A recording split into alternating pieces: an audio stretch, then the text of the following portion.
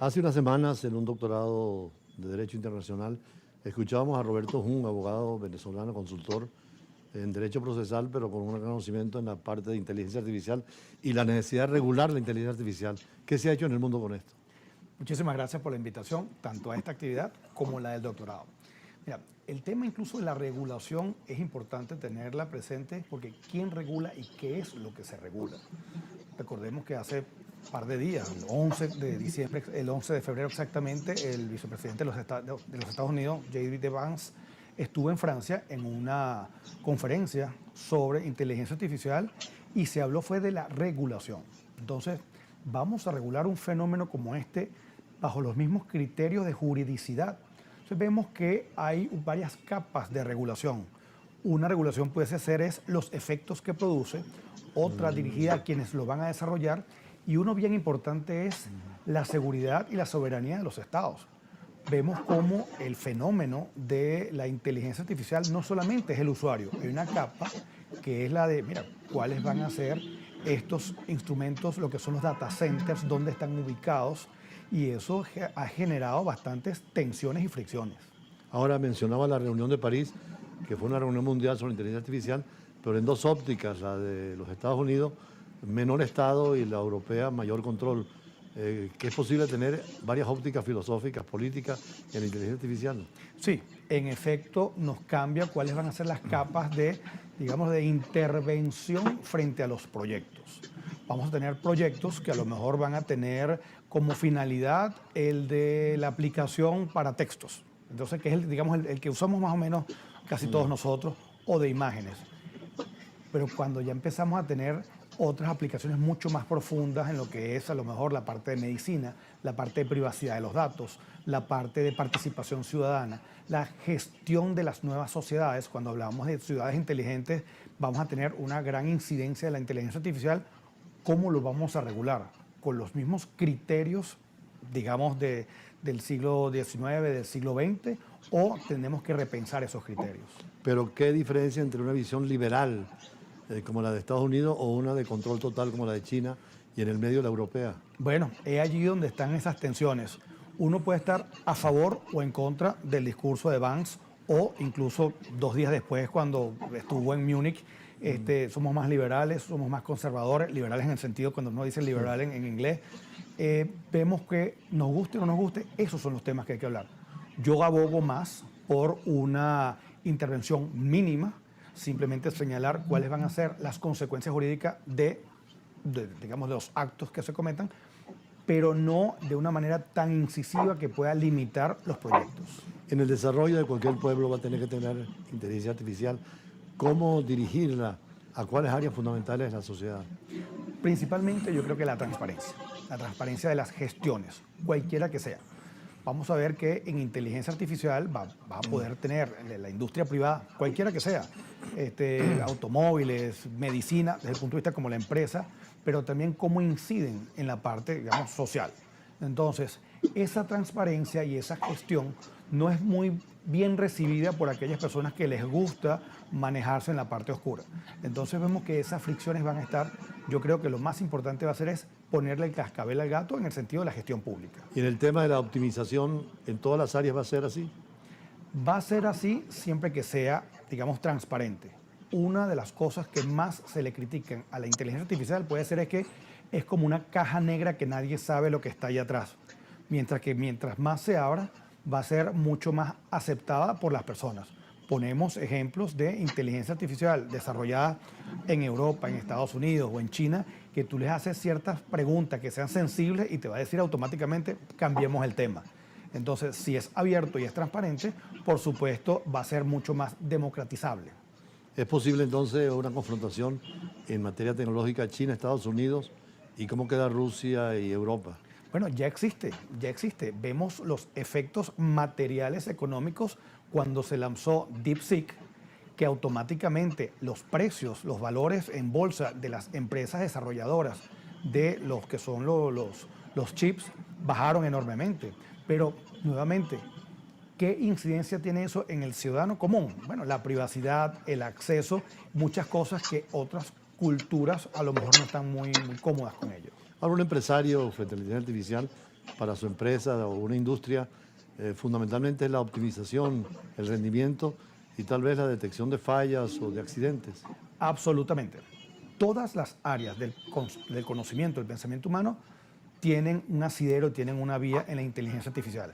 Imaginémonos que toda la información que tenga una empresa, toda, absolutamente, facturación, mercadeo, recursos humanos, tú a ese disco duro, por decirlo ahí, le pones inteligencia artificial y le puedes hacer cualquier pregunta de lo que está allí. Puedes simular escenarios y, por supuesto, si lo haces internamente, en el sentido que no tienes que alojarlo fuera de tus servidores, te va a servir de muchísimo.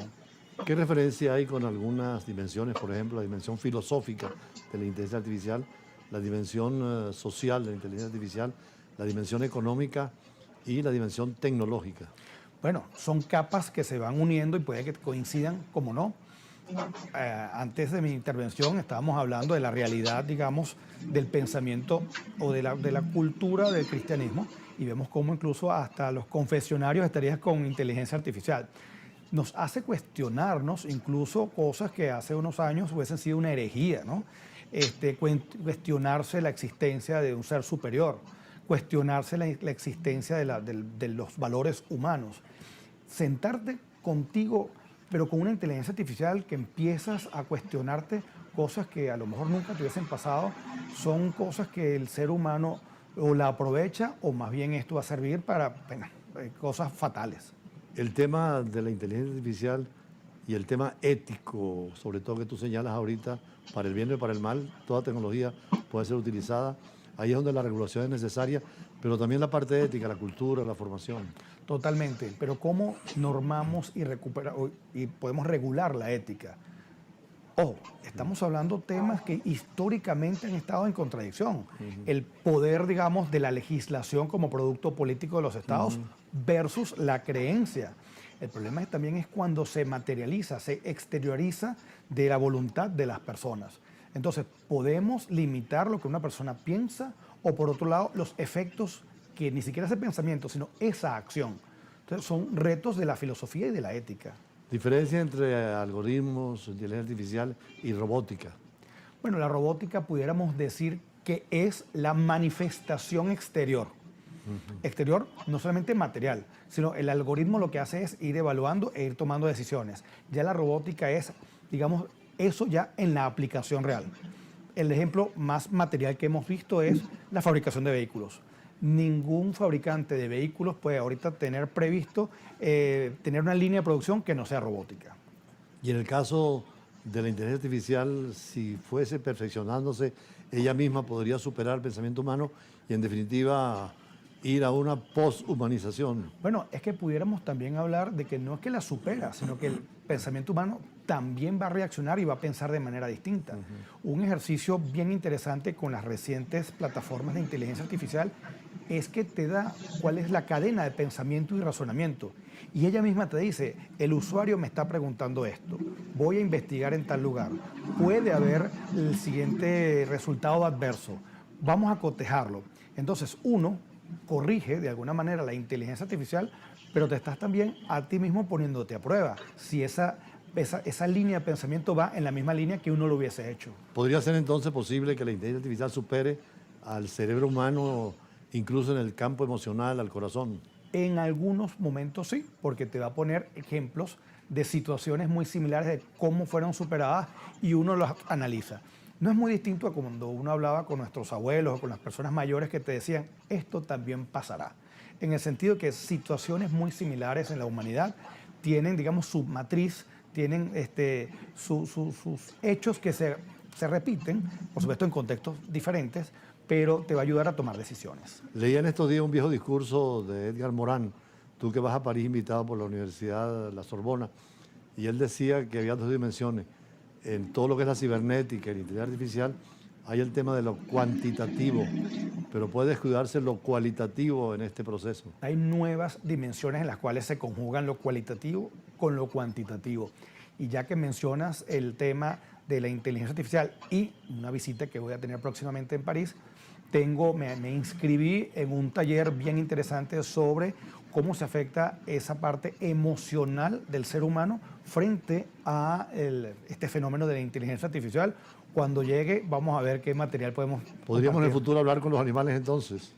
Bueno, así como la inteligencia artificial ha podido descifrar jeroglíficos, que son producto humano, van a poder también a lo mejor entender cuáles son los patrones que existen en los ladridos de los perros, maullidos de los gatos, los barruntos de los elefantes, y quién sabe si a lo mejor sacan algún idioma que podamos traducir o interpretar. ¿Cuándo vamos a ver tus libros? Porque has tenido tanta experiencia en docencia, en conferencias y ahora con Europa, que queremos ver escritos ya, hechos por ti antes que la inteligencia artificial te supere. Tengo varias publicaciones en cuanto al formato de libro, que es decir, más de 40, 50 páginas. Tengo 2 o 3.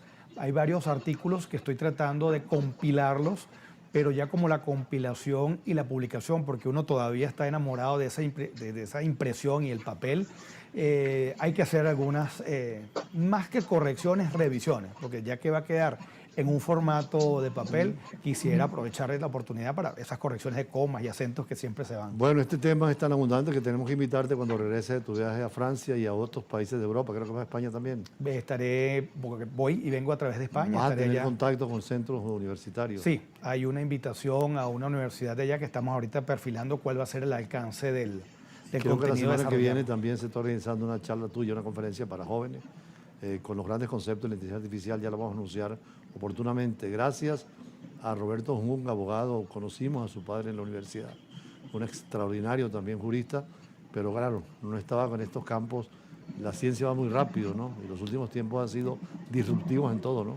Así es, y es nuestra obligación estar montados estudiando los efectos de estos fenómenos. Bueno, gracias. Vamos a pasar a un campo donde se aplica la inteligencia artificial, como es la migración, ¿no? Y con los procesos y los datos son fundamentales.